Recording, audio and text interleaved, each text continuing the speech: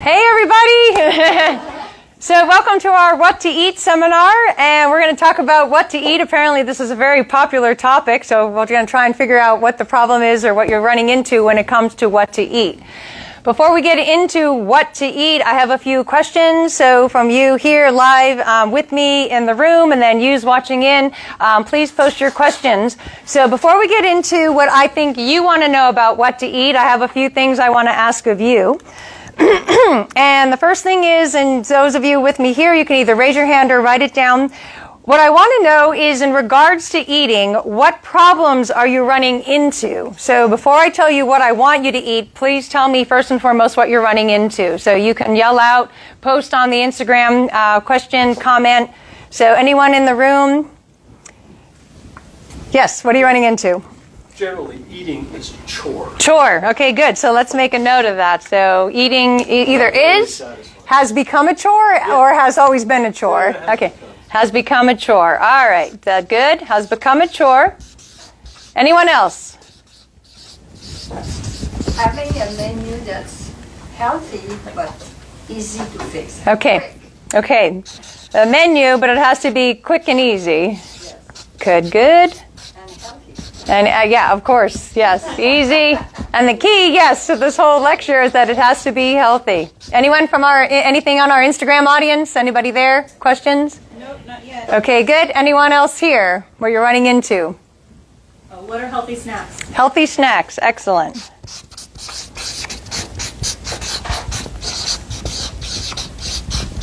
Okay, good. Anybody else? All right, there's a part 2 to this question. Okay, give me now, why are these problems? So tell me what you're running into in running into this. So why are these things problems? Well, I like to eat something that I then feel really satisfied. Okay, good. That's what we're looking for. So what else are we running into here? Feeling satisfied. Okay. This is good. Anybody else? Tell me why these are problems. What you're running into on what you're running into. On time. Time. Okay, good. Good. Anything else? Said on what they're running into, healthy low-carb snacks that help a sweet tooth. Sweet tooth. Okay, good. Okay, good. Okay, excellent. Good. Then, now that you know what you're running into and you know your problems, the last part is, what are you trying to solve within these problems? So now that you know your problem, where are you running into where you can't solve it? So what are you trying to solve that you can't seem to solve? So you're just running out of time? Yes? I'll get a craving for something, and if there isn't a healthy substitute there, then I'm probably just going to go ahead and eat it. Okay, so a control factor? Okay, good, excellent. Yeah, good. So then, yeah, so what's the second problem? So the problem is food, but is there a secondary problem? Okay, good. Anything from Instagram? Any other problems in general, whether you're running into, what you can't seem to solve, why these are problems to begin with? Trouble losing weight. Weight? Okay, good. And eating variation in foods. Variation. Okay, good. Let's go with these. Okay, good. All right, so Mino, you're going to love this. So 2 things that I've learned in teaching and education over my career is that you never solve someone else's problems. Even though you just gave me all of your problems, the first thing I know as an educator is you don't solve somebody else's problems. But we'll talk about that, okay? All right. The real thing that we want to get into, though, and the secondary thing before we even get into the problems, is there's a step 0, or there's a problem underneath all of these problems that nobody mentioned or nobody talked about. And that's where we're going to start with what to eat. And it should help you answer and solve some of your own problems, okay? All right. So you can write this down. So here is the first thing you need to know or realize or be willing to do or agree to in knowing what to eat and how to eat, controlling, losing weight, feeling satisfied, is step 0. It has to do, write this down, and I'm going to write it down for you. What's going to be the first thing to solve all of these problems? Step 0. Step 0. This is what's underneath everything that you just said, is first and foremost, what to eat and eating healthy and losing weight and controlling your sugar cravings starts with the proper mindset. Okay? Good. And as part of that mindset, what you need to do is you need to make a decision, decision, and that decision needs to be followed with an intention. Okay, so these are the step zeros to why you're running into problems with food to begin with, is the viewpoint from which you're approaching it. Okay, that's more important than the food or what to eat. Okay, so what we're going to get into then is why. Why do you want to eat healthier? Why do you want to have better food management? Okay, so you can all write this down, use watching, and everybody here in the room with me. Is now that you know the mindset, why do you want to eat healthy? What's the purpose for eating healthy? What are you trying to achieve? Anyone want to share an answer? Why bother? If you're craving sugar, just eat it. Why are we not going to do that? Yes, Minu. Well, you know, I've been pondering this question practically my whole life. Yes. Why? I've been a vegetarian for 30 years, but I was not healthy when I found her a year ago. My why is that I just want my body to be as healthy as possible as I grow older. I don't buy into, well, what the hell, you're going to die anyway. Right. Me, yeah, I'm going to die anyway, but I want to just be really healthy. So that's where everything that you wrote in step 0, all of me comes from those places to be healthy. Excellent. So for everybody here, so I hope you have your own answer. Everybody watching, do we have any answers there? Why? They said more energy. Energy, good. The way you feel. Feel better. Feel, good. Good. Feel better, good. Anything else? Yeah, no attention on body problems. Yeah, no attention on the body. That would be good. Yeah. Okay, good. Excellent. That will answer So everything. my stomach doesn't hurt. So stop pain, okay. Avoid pain. Excellent. My marker's running out here. Okay, good. Sugar's supposed to take care of all that. Yeah, so excellent. Okay, good. So good. So we're still not there. There's another layer down. So we want be healthy, energy, feel better, no attention on the body. I am going to ask again, why? What if you, so Mino, you're getting older, who cares if you're sick? Who cares? Why? Nobody but me. Why do you want to be healthy? What are you afraid of? What is it going to prevent you from doing or being or having? Like, what's the point?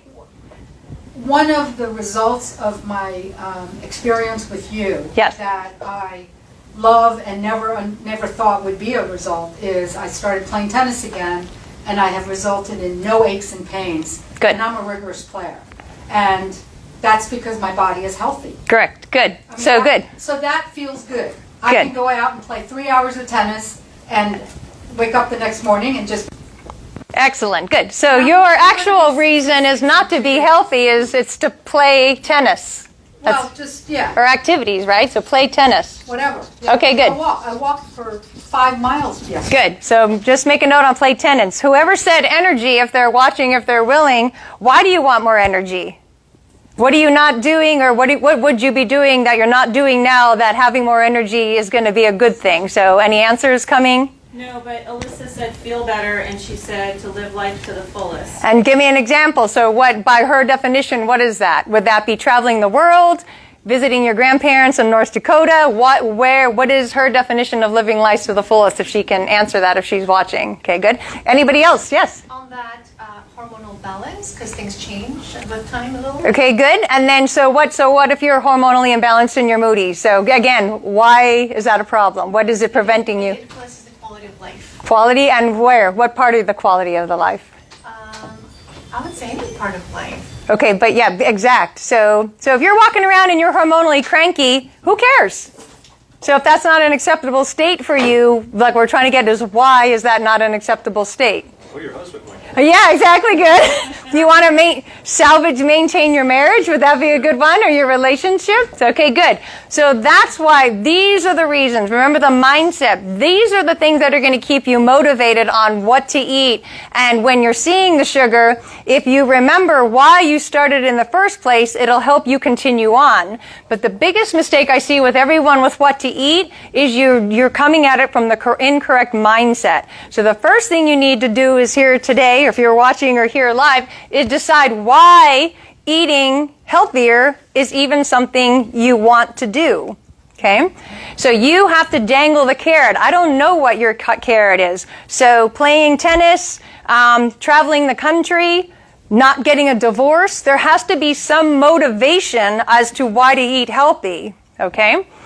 So it's similar, and then we'll get into this, what this all has to do about food now, is now that you know what we're trying to achieve, it's the same thing as financial management. Okay? So I'm going to talk to you like I'm a financial manager, only your financial advisor. I'm going to be a food advisor. So if you come to me as a financial advisor and you say, I want to be a millionaire, how can you achieve that? You actually can't, because you did not give me enough details. Well, a millionaire plus a millionaire, or an exactly 1 million on the dot. And then what's the timeline? Tomorrow? 57 years from now? When, we need some parameters here to kind of name it out so we can actually achieve it. So when people say, I want to be healthy, there's not enough specifics. When? And how much work are you willing to invest in achieving that goal? So if you come to me, and you're 60 years old and you plan on retiring in 2 years and you tell me you want to be a millionaire, I'm like, okay, I have some parameters. So we need $1 million. Very good. And we have 2 years to get it. And then you're like, excellent. And how much do you have saved right now? And the answer is 0. So good. You have to make $500,000 for the next 2 years. And then, yes, I can help you as your financial be a millionaire. And you're like, well, that's too much money. I can't make that much money. And then my response is, then I guess you're not going to be a millionaire. So when you're going back to what to eat and why be healthy and why control yourself and why you want to have a better life, you need to work backwards from your end goal. So the end goal is so that you can, again, as we talked to play tennis. And then you working on your diet, you work backwards of all the things you need to do in order to achieve that. Okay?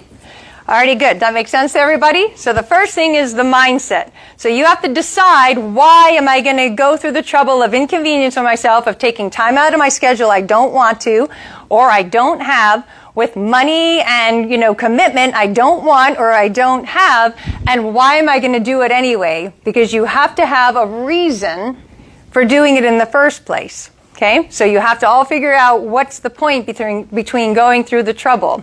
So if the cake is sitting there, I can eat it. So if I'm not going to eat it, what am I going to get instead? What is my prize for not eating the cake? And you better know and have it named out, or you're going to eat the cake, right? Okay, good. So whether that's be around for the next 2 decades to continue to be in this relationship, or go visit the grandchildren in North Dakota next summer, you have to be alive and healthy and around, so you need some motivation for doing this, okay?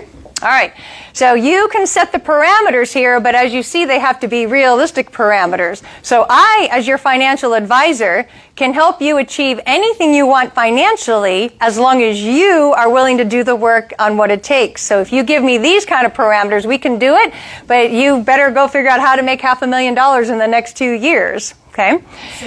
Okay, yeah. Alrighty, good. Now, the next thing here, so this is kind of the viewpoint of what you're trying to achieve here. The next thing I want to do is we're going to get into a few food secrets, okay? All right. So one of the most important things about food in general is when you're deciding what to eat is, first, it's more important what not to eat than what it is to eat. Because the mistake is most of my new patients come to me and say, I'm unhealthy, what should I eat? And actually the correct answer, and even though that's tonight's subject, is what you should not eat. So the way this body is designed is it goes toxic first, it goes healthy second. So what you need to do is get the toxins out first so that health can come. So most people are like, okay, so I feel really bad now. Tell me, what salads can I eat? I'm like, salads ain't going to cut it. We got to get the poisons out, okay? So the first thing, the secret number one then, so after step 0 is step 1, more importantly, taking out the bad foods, okay? Good. And then second, much later, literally months later, is putting in the good foods, okay? All right. Now, why do we do this? And there's several reasons for this. It's if you start taking out the bad foods, you will get hungry, right? You'll start having cravings or your body will want things. Now, as long as you remember why, in keeping with your original purpose of why you're doing this. So if I don't want to eat the chocolate cake, so I can play 3 hours of tennis every week, then you have a moment there to decide, and now what am I going to do instead? Okay? Now, the reason that it's so difficult to tell you what to eat is I don't know what item is going to satisfy you. So that's why, remember, I said an educator will never give or solve the problems of their students, so to speak, is because if you ask me what my go-to items are, was when I have a hunkering and I want to eat chocolate cake, mine are actually coffee and bacon. But let's say you hate bacon, and let's say you hate coffee. So are my what-to-eat solutions going to work for you? No, because they're my solutions, not your solutions. So as you're taking out the bad foods, what you have to do is take a moment to pause and get back in the appropriate mindset. And going back to the satisfaction or the gratification is that if I were not to eat the chocolate cake, is there any other food item that's a little bit more healthy that would possibly come close to the gratification? And you're going to have to search that out because there's no right or wrong answer to that. It just has to be whatever is right for you. I think that's a lifelong That's a lifelong thing. experiment. No, seriously, because, Yes. I'm thinking different things about my body chemistry, what she likes and what she doesn't like. And Yes. just experimenting with it all. Correct. Frankly. Exactly. Okay, good. So that's step 1. Okay, good. So this is either step 2, it's part of step 0, and then we're going to go back to, it's a little bit with the mindset. This is more of a question.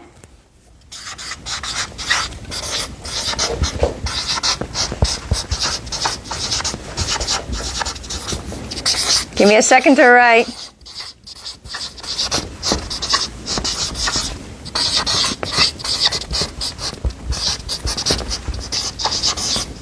Yeah. My next question is, who told you food is supposed to be gratifying or satisfying or make me feel good or make me happy? General Mills. Yeah. Campbell, This is probably goes back to step 0. This is more of a mistake. But the problem is like, again, we're going to go back to the viewpoint, all right? So just keep an eye. So who said, first of all, raise out. Who said? Somebody in your life, I guarantee you. Does anybody remember? Eat this. It'll make you feel good. Mom? Good? Usually it's mom. Mom's to blame for everything. All right. So in order to do step 2, and then go back now to step 0, we're going to go back to this mindset. I'm going to show you the mistake you're all making. Is that your body, now this is within reason, this is just more for the lecture, but this is pretty darn close. Your body is no different than your car or your automobile. Who puts gasoline in their gas tank to feel happy? Especially now with the gas prices, right? It's not supposed to be a gratifying experience. We as people and societies throughout history have tied an emotional connection to something that's not supposed to have one. Where you're supposed to feel good in life is with your experiences in life, with others, playing tennis, being in a marriage. This is where your happiness and gratification is supposed to come from. So whoever told you it's supposed to come from food lied to you. Boy, try telling that to a chef. Yeah. His gratification is in the creation, not the eating. So every chef will agree with me. Yes, there it's in the creation.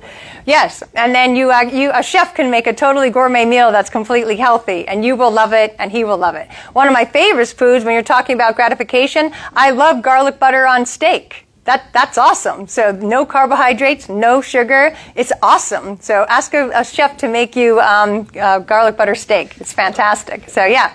So it's about getting creative. That's part of the mindset we're talking about. You don't have to be a chef, but thinking more like a chef. Okay. So here's the mistake, and I'm going to tease everyone. So it's my birthday. So do I call up all my girlfriends and be like, Mino, come on, and we're going to go to the gas station and we're going to fill up our gas tanks and we're going to celebrate my birthday. Would you ever do such a ridiculous thing? No. The guy at the gas station would be like, why are there 15 crazy women putting gas in their gas tank, dancing around, singing with balloons? It's like the whole idea behind why you eat, that's what we need to get at, is the mindset as to why you eat. It's just fuel. That's the only reason you eat, is to put fuel in the gas tank. Okay? So, fuel. That's the only reason that you're doing this. So you wouldn't go celebrate your birthday party at the gas station. You shouldn't be celebrating your birthday party at the Cheesecake Factory or wherever you guys go to celebrate your birthday. You have the wrong connection with food. Okay? All right. So if you actually treated your body like a car, this would be much easier, wouldn't it? So you wouldn't, in a very positive, I'm not, picking on you, wouldn't want gratification. Do you love going to the gas station? Like when that little thing goes click, ping, are you like, woohoo? Like, no, you don't care. You just put the stuff in, you put the fuel in the hole, and you go. And when you eat, that's actually more of the mindset, because then it takes out a lot of the stress of eating. The time is like, long as it's healthy fuel going in, we don't care if it's 6 hard-boiled eggs, a steak with butter, a pound of bacon, a can of Spam. I don't care of the quality. It doesn't matter if you're first eating in the correct mindset. But if you're telling yourself it has to be gratifying, satisfying, or make me happy, right there you're putting additional pressures on yourself. And it's part of the reason why anyone watching who's a patient of mine, you're failing or struggling with doing my program, is you're putting in, it's called an added inapplicable. You're putting something there that doesn't need to be there. You asked me to get you healthy. You did ask me not get you healthy and have you be happy along the way. So going back to the financial management, when you're saving big bucks trying to get ready for retirement, is that always fun or happy that you take that $500 and you put it in the savings account instead of going to the store and buying yourself something? No, yes, no, depends on the item. It's a choice. But it's a choice, and that's what we're talking about here. It's the same. When you put money in the bank and you save it, you should be joyous about doing that. You shouldn't take the word joyous. Well, good. You could use joyous. I mean, I Exactly. I went through that experience, and I think when you get to a place, an intention of joy, then when Yep. you're taking care of your body and your perspective is that, it's like looking into a cat's eyes. It's like you just are uplifted and Correct. yay. So I don't know where I put it, but yes. So going back to the financial management, like you're saying, saving money should bring you joy, knowing you're putting towards a future, right? So is that what we're going to agree on? So saving money, we're going to say it equals joy. So shouldn't saving health equal joy as well? Because if it was, then you would eat the broccoli and be happy and have joy. Because woohoo, I just bought myself another day on planet Earth. I just bought myself another round of tennis. I just bought myself another day with my wife. So see, the problem is mindset. So good. That's an excellent example. So what we're doing is the foods that make us happy, we're putting on the wrong foods. And then let me ask you something. Maybe it's just me. When you go and you binge on all this garbage food, whether it's drinking, smoking, carbohydrates, big chocolate cakes with your girlfriends for your birthday, how do you feel after the words? Do you feel joyous? Don't you most part feel worse, either immediately after or within the next 24 hours? So you don't even get the joy that you've been told or lied to it's going to give you, because you usually feel worse. So that's the most uncanny part, is that it doesn't even bring you the joy you were hoping it would in the first place. Maybe in the 30 seconds it's in your mouth, but once it goes past there, the whole rest is misery. So what we need to do is tie it to something above, more purposeful, and above the whole food and eating. And then, like I said, and it goes back to going back to the car, why you eat in the first place. Okay? So good. So the whole idea is part of the mindset now is treating your body more like a car. And then let me ask you this. So how many of you would ever dare put Coca-Cola in your gas tank? You wouldn't. How many people would put maple syrup in your gas tank? You wouldn't. You just, so all of the foods that you wouldn't put or things you wouldn't put in a gas tank, why? Because then your car wouldn't run, right? So if the car wouldn't run with bad fuel sources, this body, the same machine, do you think it's going to run well with bad fuel sources? No. Excellent. So we go through the trouble. We actually take much better care of our cars than we do our bodies. Okay? So if I have a car, let's say I have a sports car, I have a high-end car, whatever, I'm only going to put in premium unleaded. First of all, because depending on how your car was designed, it might be the only one it's able to run on, so you have no choice but spend more money on fuel. Okay? And then the equivalent of that over here is same thing here. You should be putting premium food in your food tank if you want the machine to work as well as it could. Now, I know it's not the topic of today's seminar, but it goes back to another seminar we're going to be doing, or what I got a lot, is people want to know, why am I not healthy? Or why do I have symptoms? And the reason is because you have symptoms, sorry, need to get a new marker. Same themes as you would as an alarm bell going off in your car or on your computer dash, or an alarm or Check engine? check-in light. So if there's an alarm going off in your car, bing, bing, bing, bing, what does it tell you? There's something wrong with the machine. If there's something going on, symptoms, bing, bing, bing, bing, bing, what do you know? There's something wrong with the machine. And then what do? You take it to a mechanic, and what he does is he'll check all the what? On a car? Yeah, he's going to run his diagnostics, and he's going to check all the fluid levels. And then he's going to tell you you're a little low on oil, or this is broken or dirty or whatever. And that's the same is true of what you're trying to do with your body and health. So the reason you're not healthy is because you're putting in the wrong things into your machine, and you're breaking down your parts. You're making your gas tank dirty. You're burning out the oil. You're doing something. So what you want to do, it's a little bit more complex in a body than fluids, but it's that same basic concept, is you have a problem with your fluids or one of your parts, the engine, the carburetor, the fuel pump, whatever. The same, a heart, a liver, a spleen, a thyroid. You see, they're almost exactly the same thing. So it goes back to the mindset. So if you treated your body like a car, imagine how awesome it would probably be doing. Okay? So back to the mindset. So if you couldn't come up with an answer or why to do this, is just because this is what you're missing, biochemically and health-wise. Okay, good. All right, so good. So let's go back. All right, so a few of these we've already answered. Again, so food, if it has become a chore, is because it's coming from the incorrect mindset. And we need to get the correct mindset and have a different purpose or goal. Okay, good. And then we'll talk about the quickie easy. And then we'll talk about the healthy snacks. We've handled this one. We'll check off the ones we handled. So good. So feeling satisfied.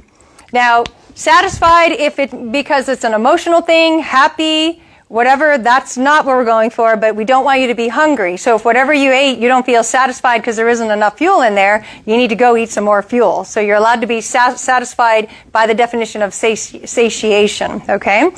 So food is not really there to satisfy. It's to help stop the stomach from, growling so you can get on and you can create energy, okay? Alrighty, good. So we'll talk about the time.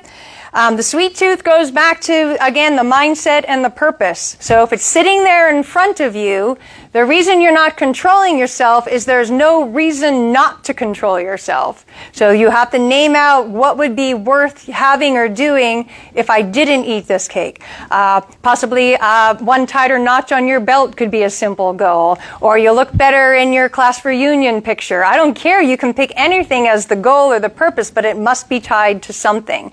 And you can do it short term, you can do it long term, and anything in between. You can have levels of goals. You can have what I want to achieve 5 years, what I want to look at, look like when I'm 20 years older, whatever the case may be. Okay, good. So this is a mindset. The control comes down to then, same thing, mindset, right? So okay, good. Weight. So the same thing. Going back to the financial, what is your goal? Your goal cannot be to lose weight. Because you don't, I'm going to ask you why. What's wrong with the weight you're at, chubby? No, I'm kidding. I don't know, but what's wrong with the weight you're at? Who cares if you wear a size 12 instead of a size 2? Who cares? There has to be some other goal or motivation as to why you want to lose the weight. So I actually, when, little hidden agenda here or secret, when I read your new patient forms, I do not accept patients that their only goal or purpose for being a patient of mine is to lose weight. So either they come up with another goal or they don't become a patient. Because you will fail every time.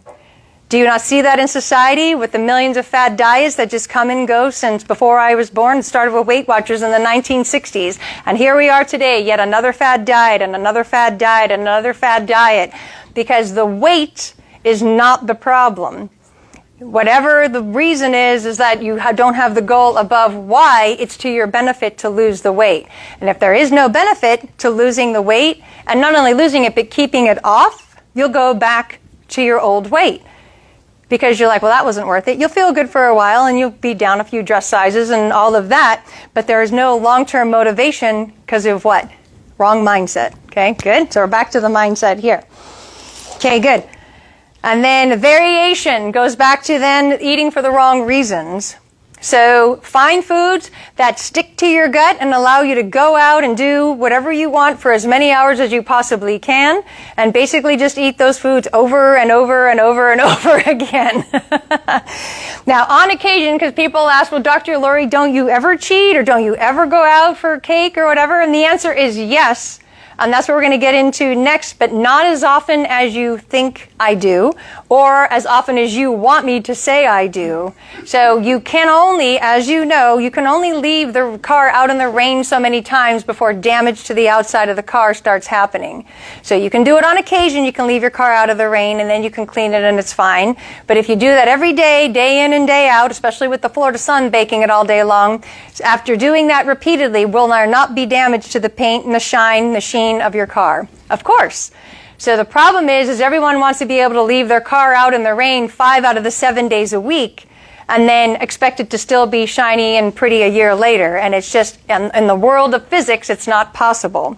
The same is true for your body. You can give it some bad stuff. It is designed to have a bad day, a stressful day, a toxic day, a rough day by any definition. It's not designed to have as many rough, stressful, bad days as you're giving it in 365 calendar year. So we're looking at a quantity issue of too much bad too often. Okay, so the first thing here, then variety goes back to just eating, the foods that make you feel good. Okay, already good.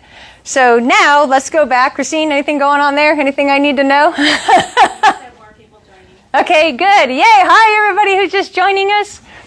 Okay, good. So now let's go through these other things. So we have it down now to the actual food.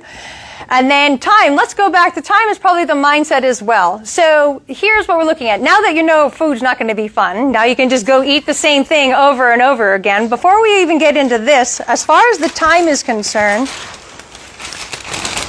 here are some tricks or tips on the time. So give me a second to get a new sheet of paper here. We'll come back to that. Time, the time problem, is first the mindset. Is the time worth it? So apparently if you don't have the time to eat, it's really not that important to you. And that, and then there's only so many priorities in life you can have, okay? Now, I'm going to give you some tricks, so that doesn't have to be that bad, but that is the first thing you're running into. And then what I want to know, and again, a lot of these questions are rhetorical, if you don't have the time, in a very positive way, what I really want to know, what are you doing instead? I guarantee you're on flipping through your phone. You're sitting staring out the window. You're arguing with your spouse. I don't know, but most of us have the time to cook, because if you're going to eat more simple, as we were just talking about, simple, healthy meals are actually quite quick and fast to make. But I'm going to give you some examples. Okay, good. So the first thing that goes back is time, and it's better time management. And then some of it is then what, depending on what you're eating, and let's give you an example. How long does it actually take to make a scrambled egg? Anybody know? 5 minutes. 5, I've actually done it in 3. So like literally depending on how your kitchen is set up, takes 3 minutes. You have the time to eat healthy. You're making excuses as why you're not eating healthy. People try to tell me the bagel's quicker or the toast is quicker. When you push the button down on the toaster, how long, and I've done this by the way to answer the questions here this evening, when you push to get it medium tan, how long does medium tan take? 3 minutes. Do you know the little dial on your toaster? That means minutes. So there's 1, 2, 3, 4, 5. Most people put it on 3 or 4. So I can get 3 healthy scrambled eggs made in butter or coconut oil or whatever in either the same or less time. Then you're arguing it's easier and faster to make the piece of toast. Salt and pepper, hot sauce, broccoli. Yeah. So again, we're going back to the mindset is like, things that you can do. So the first thing is like, what are you doing instead? Now, from a time factor, then here are some secrets for you. You have to cook in bulk. So, okay. And this is now easier than ever before. Because isn't there like an Insta everything now? Everything's Insta everything. My Insta pot and my air fryer. I can like make a whole meal. Everybody's oven at this point should be able to be pre-programmed that you can put something in and set it for it to be done when you get home. Right? We live in like modern technology. I started doing this 25 years ago. Let me tell you, it's way, way harder than it is now to be healthy and eat right, considering Amazon didn't exist and all these modern day appliances didn't exist and there was no organic food in the grocery store and nobody ever heard of keto. Like I was like this foreigner in a foreign land when I first started this. But one of the tricks is cook in bulk, okay? So, and what you do, and then what I'm going to put here is there's a part 2 to that, and then you freeze half. So then you always have food ready to go for a bad day or a rough week. So there should never be a bad day, because a good part of this time here is, guess what? The P word? Planning. If you plan for it to go wrong, then when it does go wrong, nothing will change. You've already planned for it. So it's like planning from a financial standpoint. You don't wait until the water heater breaks then to find the money. Most likely you're like, oh honey, we just bought this house. It's doing pretty well, but it looks like it's got some things that are probably going to go wrong in the next 5 to 10 years. Probably a new roof, maybe a new air conditioner unit, maybe a new stove. Maybe we should start setting some money aside now so that when that day comes, the $3,000, $5,000, $7,000, whatever it's going to take is sitting there and we just go write the check and we move on. That same financial management you need to do with food. There is going to be I know you do because you already have it going on right now. There's going to be the day where you get the phone call and then your whole day, what you thought you were doing is completely ruined, right? We all get the call on occasion. Like you're thinking, hey, this is going to be my day today. Oh, no, it's not, There's a parent, a situation, you need to go pick up the grandkid, a friend has an emergency, a breakup, whatever. You thought your day was going this way and you get the call. It's not going to go that way. So how are you going to keep your healthy habits in is you're going to be planning ahead and then either you or possibly a family member not going to be home in time for dinner. Somebody go grab something out of the freezer and throw it in the oven or whatever the case may be. Okay? So you cook in bulk, whatever the item is, and then you make it last. Again, because food is no longer fun, you can just eat the same piece of chicken every day for lunch. Now, you can rotate. I don't have to be completely boring. So what I do is I cook several meals in bulk, so there's always options, and then I freeze half, so then there's always options, okay? So whether it's chicken or steak in the crock pot, in an Instapot, in an air fryer, in a traditional oven, whatever amount you need to feed your family. So if it's 6 pieces of chicken, I always make 12. Or if there's 4 steaks, I always make 8. And then you just freeze them, and then you either do them together as a group or individually, okay? All right, so cooking in bulk is a big one. The other thing is then food, not fun, but for more food snack items then, to go to that question, is now you have to like eggs, but hard-boiled eggs are a great one. Bodies love hard-boiled eggs, or eggs in general, unless you're flat out allergic, otherwise I hate it. But for the most of us, hard-boiled eggs or eggs in general are a really fast, easiest food. It actually is, anybody who was in the 80s, I'm dating myself, the campaign, Nature's Most Perfect Food. Do you remember that whole campaign? It was the egg. And it actually is. Like literally everything you need in a body to run for this machine is like premium unleaded for the body is the silly old egg. So it's one of nature's most perfect foods. So if you love eggs, just have at it. Now, this whole other conversation, in case you're watching, we're not getting into the fat and cholesterol issue because, first of all, there's other lies you've been told. So eggs are perfectly healthy. You will not have a heart attack from eating too many eggs. The whole egg thing is complete BS. And then you literally can, you don't have to, I wouldn't encourage you to do that, you could literally eat a minimum of 12 eggs per day with absolutely no detriment. Yes. I keep myself to 2 because of You can do up to 12. I mean, at least 12, depending on your age, your athletic, how athletic you are, all of that. Yeah, you can do 12 eggs per day with absolutely no detriment. Okay, so eggs, your new best friend. So what to eat? Eggs are across the board one of my personal favorites. Okay. Other things, like you heard me say, is bacon. I cook bacon by the poundful. Like we go. There's always a bag of bacon in my fridge. Now, if you hate bacon or whatever, then that's totally fine.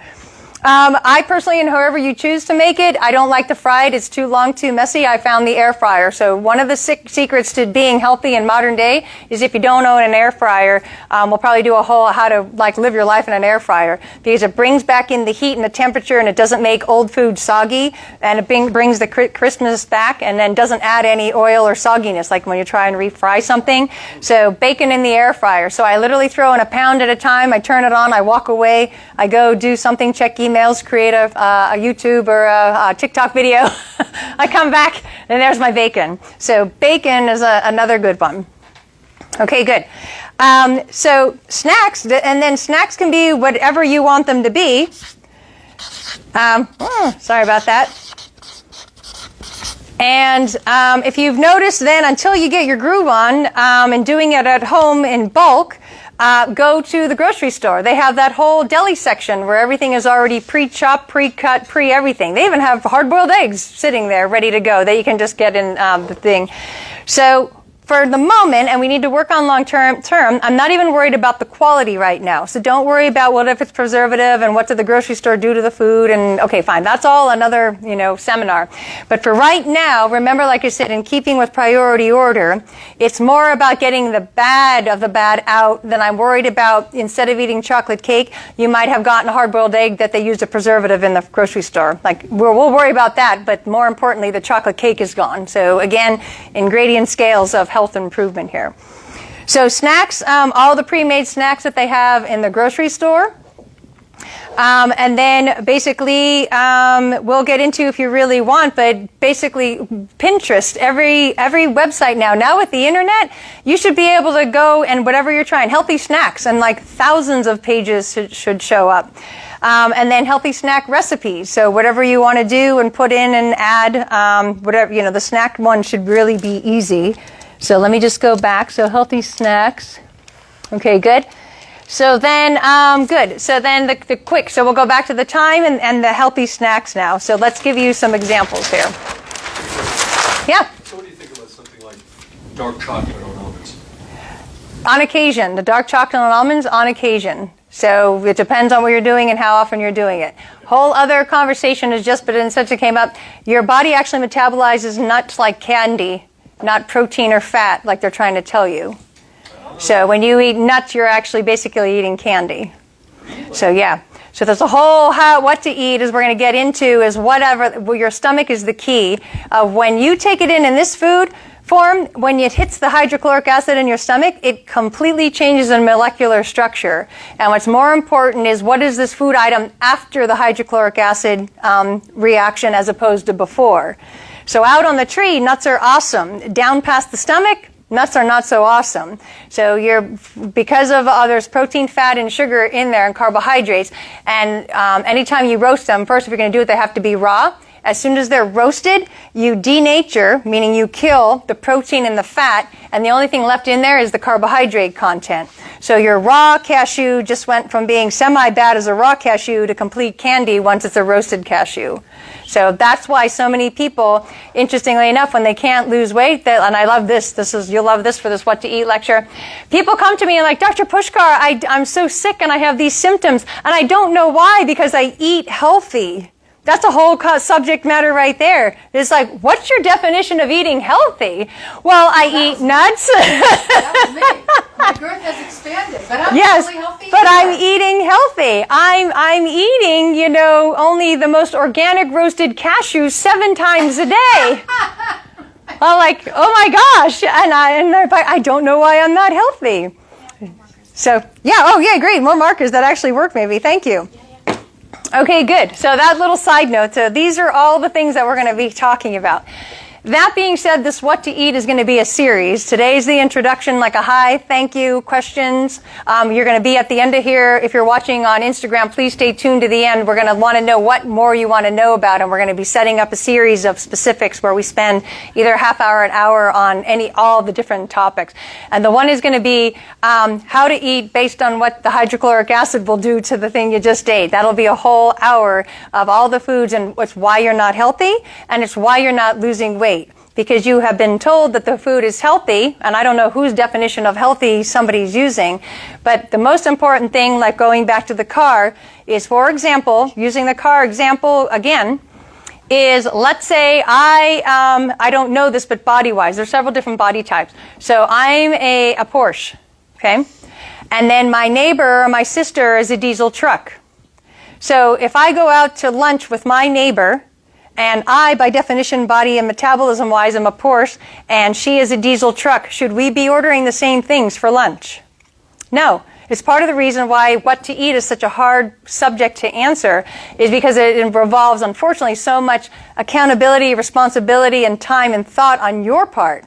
Because the first thing I have to figure out, as any patient of mine, as we do, I need to figure out if you're a Ferrari, a Porsche, a Honda Accord, a Volkswagen Bug, a diesel truck. You could be a boat for all I know, but I need to find out what and who you are, because part of the reason you're not healthy is you have accepted someone's false definition of healthy, which might have been true for them, but definitely is not true for you. And that just wipes out every single fad diet. So any time you see Dr. Jones online saying, here's the diet for you because it worked for me, I would just swipe past it, shut it off, walk out of the room. Because he said right in that sentence, that was right for me. Didn't say it was going to be right for you. He said, here is the diet that was right for me, and I'm going to share it with you. Now, it may or may not be correct. So, for example, let's say I'm a mechanic. Go back to that car example. Hi, I'm Dr. Puskar. Hi, I'm Lori Puskar. I'm a car mechanic. And I drive a Porsche, and I'm going to tell you why you should drive a Porsche too. Well, what if you have a boat? And what if I live in the mountains? Do you think that's the ideal car? No. You could, I guess, but it'd be a lot of extra work. How you tugging that boat with that Porsche? I'd like to see that one. So it depends on who you are, whether a Porsche is the correct automobile for you or not, or a diesel truck is possibly, or something in between, okay? So you have to, and we, as a patient of mine, you're somewhere on that journey of me helping you figure out what kind of car or automobile you are, so that we can then put in the proper fuel source, and I can also give you the proper car maintenance and car manual, or owner's manual, for your particular machine. Okay, so that's kind of going off tangent there. So then, good. So then back to What to Eat, time, fast, quick. You have all your modern conveniences. You're going to be cooking in bulk. And then the next thing is based on what the food is here's part of why you might be putting too much pressure on yourself and what to eat is, again, if it doesn't have to be interesting, we don't have to go through the trouble of making these gourmet meals, right? So the next thing I want to show you, that one's even worse. So alrighty, so we'll try this guy. It's going to be a thinner line. Good. Hope you guys can see this on Instagram. Is basically, this is what my plate looks like. Yeah, okay. All right, we'll switch back. Okay, good. All right, so anyway, this is what my plate looks like here. I'll do it slower. It works better when I go slower. But anyway, this is meat. And this is veggies. Okay, and then if you can, the only other thing that I might have on here is if you can do dairy, instead of rice, potatoes, whatever, over here I usually put cheese cubes. So you insist on that pie chart dinner? So in making meals, if all you have to do is make a protein and a vegetable and you're cooking in bulk, do 20 pieces of chicken, throw a boatload of frozen veggies on top, put on some butter, throw it in the oven, it's done. Throw it in the crock pot, it's done. Okay? And then your meat is just whatever meat you want. So this can be fish, this can be chicken, this can be steak, this can be sausage, it can be whatever meat you want. And then a side of whatever veggies you want. So if you hate broccoli, don't make broccoli. If you hate carrots, don't make carrots. And then if you need that third item, it really is, and a lot of eating is it is a mindset. So what it is it's so funny, because I've done this, is for whatever reason your fork apparently needs to go stab 3 things. I don't know what that is about people. And to get yourself out of the whole rice, carbs, potatoes, interestingly enough, cheese cubes, your brain looks at it kind of like carbs. And it actually goes in and it kind of satisfies the brain in a non-carbohydrate way. So when you're trying to switch from potatoes or rice to cheese cubes, yeah. Sorry, I didn't mean to interrupt you. Sure. Is there something like the portion control as a trick to eat less than what you would normally eat if you're hungry? Portion control, it depends. I agree with portion control by one of the definitions, is that if you're eating too much food already, like if everything you do is supersized, then yeah, you need some portion control because you're eating too much. But if you go down too far, by definition, that's not portion control, that's just starving. So yes, so portion control by the correct definition. We, for the most part, overeat as Americans. I know we tease the French, but the actual portions on what the French plate is actually the way human bodies were designed to eat. So in America, it's called portion control. In France, it's called eating. So yes. So, I don't eat any meat. Mm-hmm. The way that I have managed my intake is to follow you said 65 carbs a day, I do, right now I'm between 65 and 85. Right. And I let myself fluctuate in that arena, and that has cut down, my breakfast I cut in half because Right. 150 carbs were not working. Yes, exactly. Exactly. And that's been delightful. Yes. So then, yeah, that's a whole other subject, is what you're supposed to be eating. Right now, then, and there is an exact ratio for health between protein, fat, and carbohydrate. We'll talk about that at a whole other lecture. Right now, we're just more about food and food items. So whatever your protein source, yes, you definitely, that needs to be half the plate. And then veggies, either is going to be the other half of the plate, or like I said, if you do dairy, great. If you don't do dairy, that's totally fine. Then you're back to the meat and veggies. But it makes life and shopping very easy. Okay. The last thing then is as far as the snack items is, take a look at what snack items you would want, and I can't answer this for you. I'll just tell you what they were for me. So I've been doing this for 25 years, and there's been many evolutions of my favorite food items. In the beginning, I don't know why, and it was my savings grace instead of doing sugar, was cucumbers and ranch dip and mozzarella cheese. Yeah. So what I did is literally every week, remember the planning, I never had not only enough to get through the week, but also enough to get through a second week. So I would always buy, whether it's the blocks or whatever, I'd probably go through at least 2 to 3 per week. So I would always buy 4 or 5 just to make sure. I was on average eating about a dozen eggs per day and 6 cucumbers at least per week. So always the eggs, always the cucumbers, always the cheese. And the problem, like I said, again, with this what to eat is you might not, that wouldn't cut it for me, Dr. Lori. I'm like, I got it. That's why we're talking here. So it goes back to the mindset again, is you have to figure out the food items. I can only give you guides. Plus the other thing, and then here's the, probably the bottom line for this whole lecture. You already know what to eat, don't you?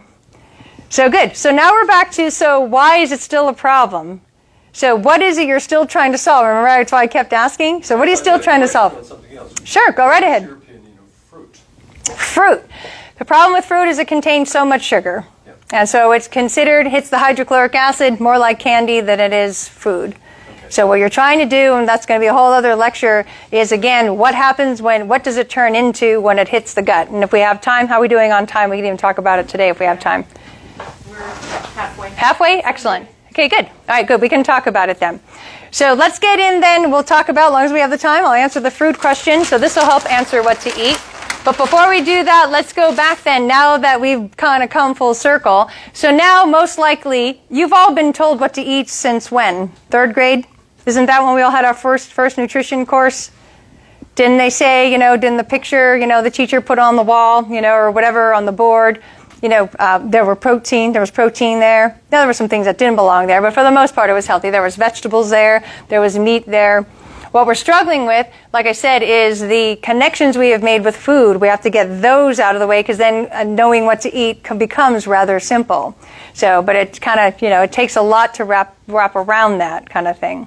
Okay? All right, good. So let's get in, long as we have the time then, let's do the whole stomach hydrochloric acid. So I am the world's worst drawer, so I am not even going to try and anatomically draw a stomach. But here's a stomach. There's the tube you swallow. This is the stomach. Okay, thank you. It's just a gas tank. That's it. That's what that's supposed to be. It's just the food comes in, stomach. Okay, good. So the biggest lie or myth is on healthy food. That's what we're all being told. And then again, I have all these health symptoms, but yet I'm eating healthy. Those two things are an oxymoron. They cannot be true at the same time. So you can't come to me and say, I have a roof leak, but my house is in good condition. Because you're like, no, it isn't. You just told me you had a roof leak. But that's how we've been told about health, is that somehow you can be eating healthy and doing the right thing and still be sick. Do you know by actual mathematical A plus B equals C equation that can't be true, right? Okay, good. So that's the first thing, is then going back to the mindset, is if you're not healthy, if you do not have all the energy, stamina, vibrance, if you're not the correct weight on the scale, whatever it is, I don't know what you're, quote, doing wrong, but there's absolutely something you're eating or doing that is incorrect for your machine. Could be something as simple as you're putting diesel fuel in the Ferrari or the Porsche. I don't know what it is, but we need to figure out what that is. So the first thing, going back to the mindset, is once you decide why you're going to be doing this, the next thing is like we know, and I love to use, is basically what's step 1 of Alcoholics Anonymous? Basically confronting, admitting there's a problem, something you did, it was incorrect, so I'm paraphrasing terribly the actual quote, but the whole idea is first the admittance that where something that I did that created the situation. So the first thing in figuring out what to eat is first figuring out or being willing to confront what have I been doing wrong already. So it's more important get the bad out first and then the good in second. Okay? So by definition, a healthy food actually,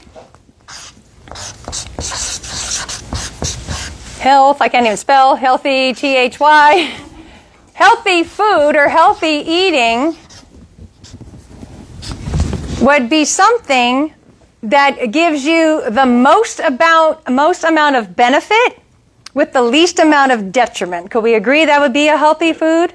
A food that would give you the most amount of benefit with the least amount of detriment. Okay, good. So we have a new definition of a healthy food. All right. So then let's just talk. So then what would be that benefit? So when I eat it, what would have to be in it for it to be a benefit? Would there not have to be vitamins or minerals, a nutrient of some kind, that there would be a benefit to eating it? Okay? Excellent. And then something your body can use, yes. And then not only something that you would benefit from, we'll put the word benefit. The body by design is actually very lazy and doesn't want to do anything it doesn't have to. So we, by our eating habits, are making it work way too hard. So again, the flip side is with the least amount of detriment to the body.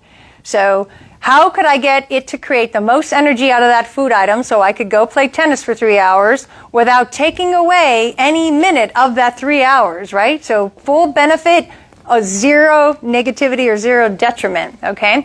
So it has to be full benefit and the least amount of detriment, okay? So lots of this and none of that.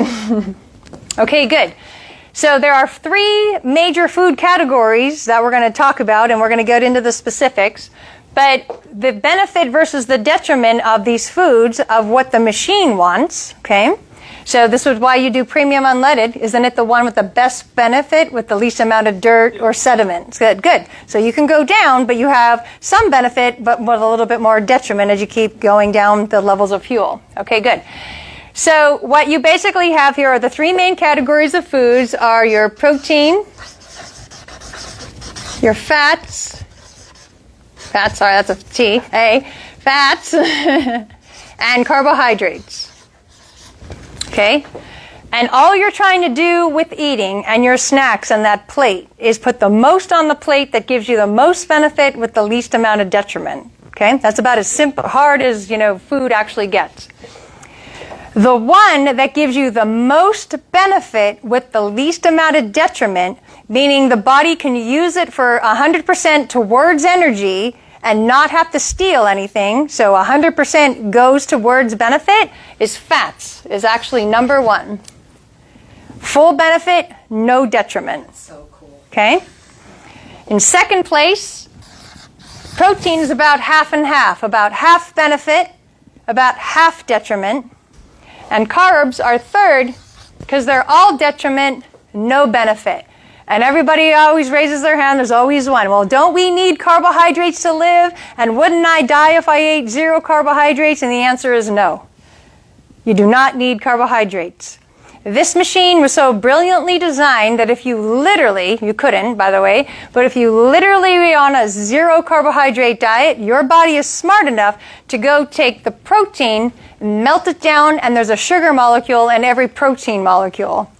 And it would make the carbohydrates itself. You do not need carbohydrates. And it can do it with fats if you're really pushing the envelope and you're literally like out in the wilderness somewhere starving to death. Your body can get very, very creative. I assume carbs covers things like tubers. And now we're going to get into, now we're going to go because we're like, well, is it all carbs, some carbs, which ones? There's, again, unfortunately, a whole gradient scale. But the easiest thing to do is that when a fat comes in, the body's like, oh, it's fat, thank you. Just sends it off, okay? No detriment, full benefit. Good, so this is fat. Yay, thank you. Protein, it does it, and now protein does this, we get this. So protein, So the body's like, okay, is this good, is it not? Do we really need all this protein? Do we need to metabolize out that sugar? Should we use it? Should we store it? It goes into a little bit of, That's why it's in second place. That's why it's 50-50, okay? The lower the quality of the protein, by the way, the more it turns into sugar. So I'm virtually against just about 99.9% of the protein powders on the market because the reason you're not losing weight and you're not getting healthy from doing it is because your body's metabolizing it, getting to the question mark, and it's being metabolized as sugar and not as protein. Most, not all. Of course, for the few that I will promote or back, all the other ones turn to sugar once they hit the stomach, the hydrochloric acid, and then they send it off into the body more as sugar than it does as protein. Okay? So that's the next problem. And the one that it has to do, and absolutely no question here, it's like, the carbohydrates, it absolutely has to handle at 100%. Okay? So I consider, and you'll love this, carbohydrates, in my opinion, are kind of like 2-year-olds. Aren't they kind of annoying? I mean, I love children. I have children. I'm nothing against children. But 2-year-olds, aren't they a bit annoying? Carbohydrates are like 2-year-olds. And I'll give you the examples. Because this is what it does in the stomach and then biochemically. So you have your muscle you just worked out or whatever, and you're feeling good, and the muscle's like, yeah, but we need some nutrients in here. We need to kind of heal and repair ourselves. And it's like, okay, good. So they're waiting for some good stuff to come. So they want fat or they want protein, okay? Now, the body wants to go in and heal up the muscle fibers that were torn and whatever stress happened to the cardiovascular system. And the problem with carbohydrates is they go in there and they work against that.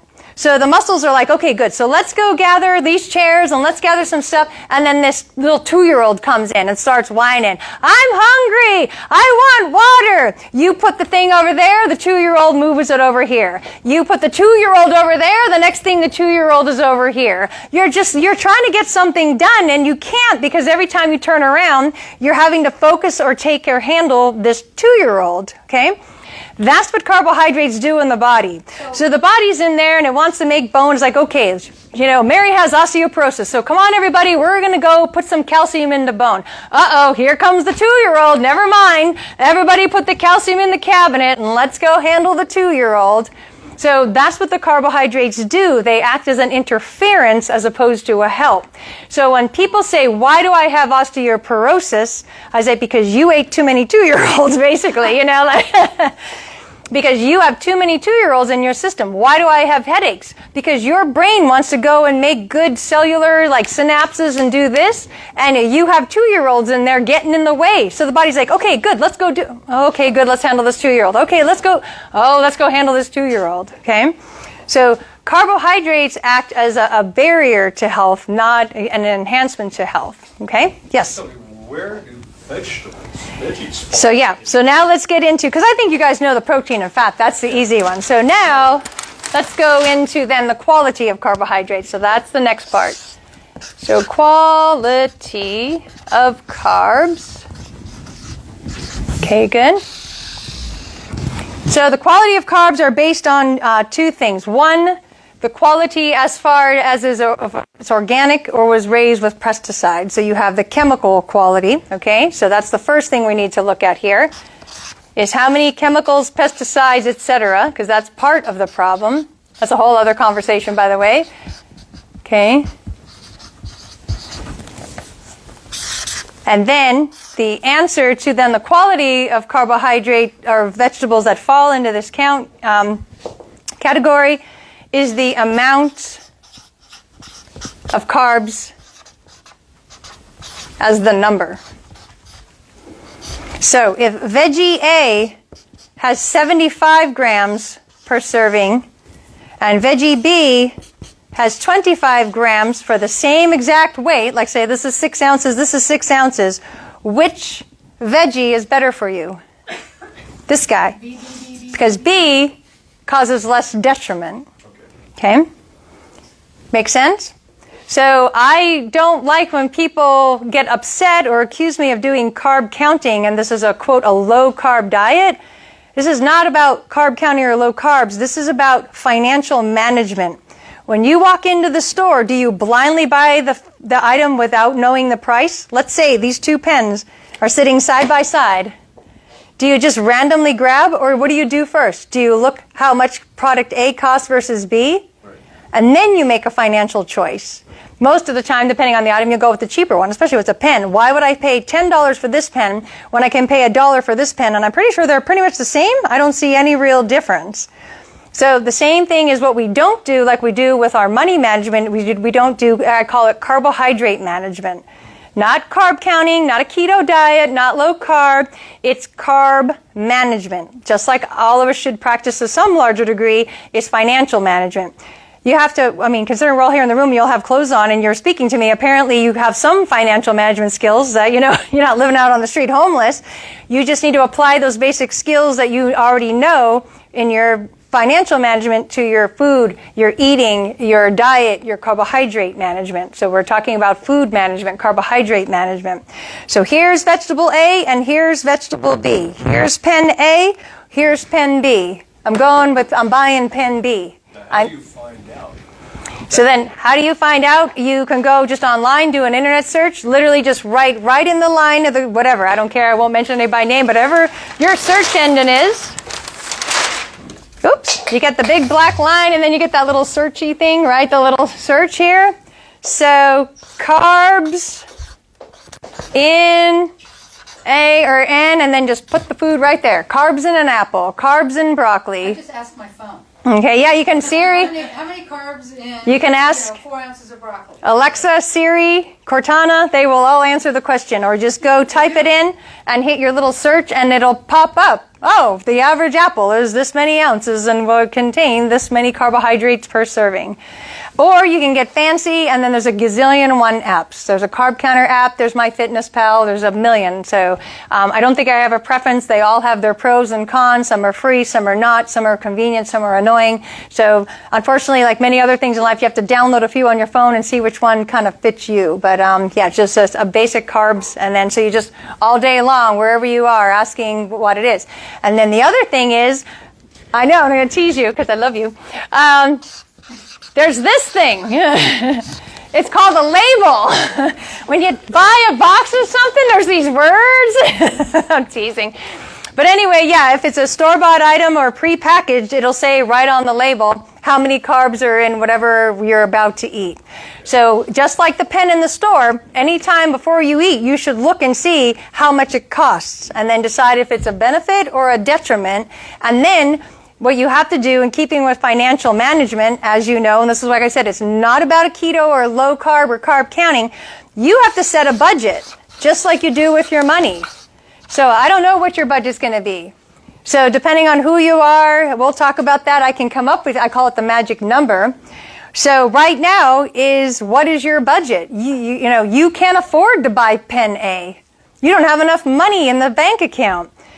So let's say, and this is a very generous, but let's say we're going to give you a budget of 100 grams per day, just like we could give you a spending or I'll give you $100. You don't even have to tell me what you buy for it, but you can't go over $100. So just like when you're training your children on financial management, you usually, to some way you do it, you give them an allowance of some kind. So now it's money that they have to go figure out how to use it. And like, don't come to me, I'm giving you $20, and then when it's out, don't ask again until next Friday or the end of the month or however you set up your allowance with your child.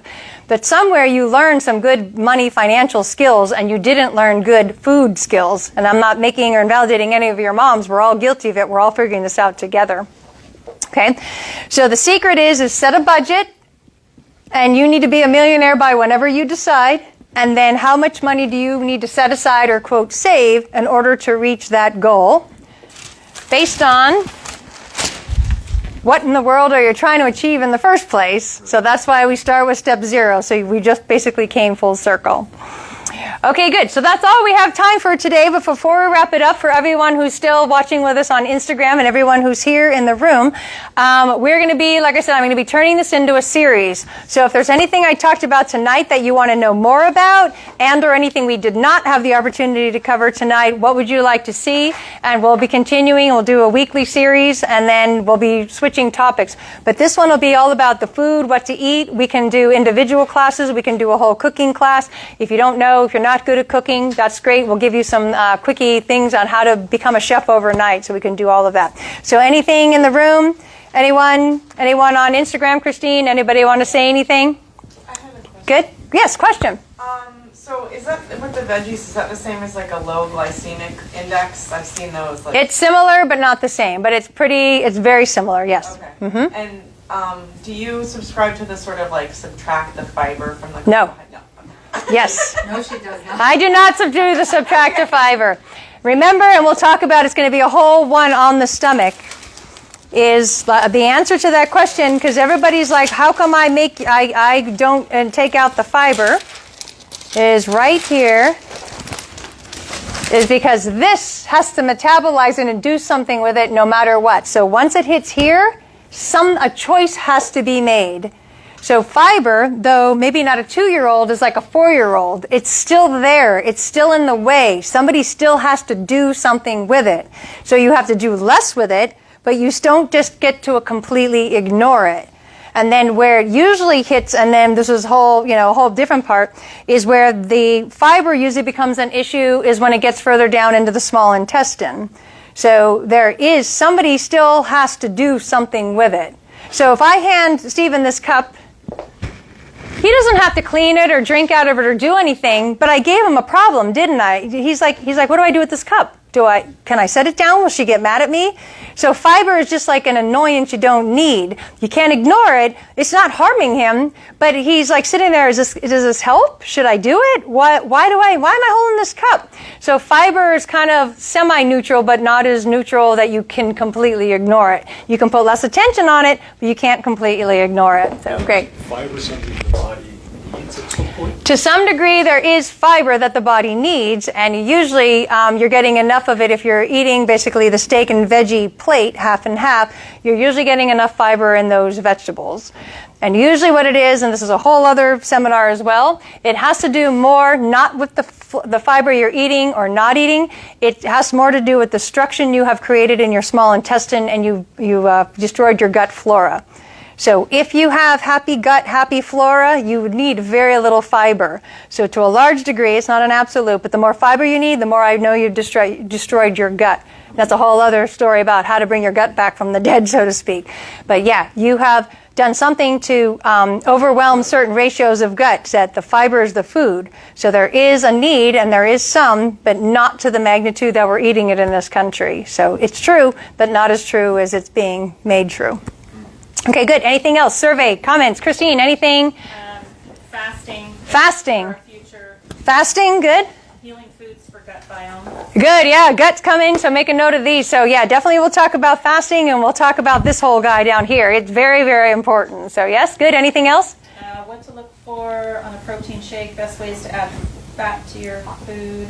Protein shake, fat to your food. Good. So you're making a list of these. So good. We'll turn these all into either one what to eat seminar, or depending on how much information, a series. So Minu, yes. So I need your guidance on this. Yeah. What I do with, given that I stay within the 65 to 85 grams a day, if I see a food that I like on the shelf, and the first thing I look at in the label is added sugars. If it has any added sugars, I put it back. Good. 0 added sugars, then I look at the carbs.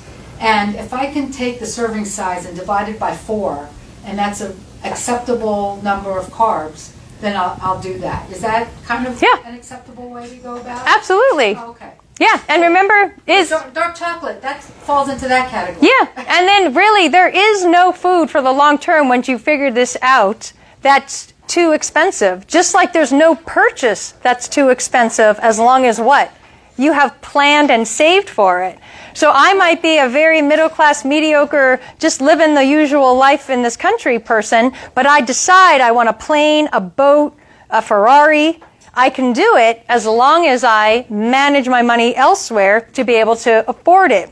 So when people ask me, don't you ever have chocolate cake? Don't you ever have a glass of wine? The answer is yes, but I have planned for weeks or months in advance to have the money or have the amount of carbohydrates in savings, so to speak, to be able to splurge on that item where my body doesn't revolt and hate me for doing it. So that's where, again, that's where they come and take your car away, is because you overbought, you weren't prepared. So they come and they take your car away. So your body will do the same thing. You overspend on your body will take your health away. So it goes back to, why am I not healthy, is because of something you're eating that you shouldn't. And my fun, so to speak, or the game for me, is figuring out what that is. And so that's what you need to work on.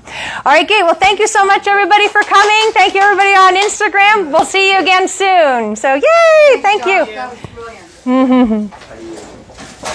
Just hit stop or do something. Nice.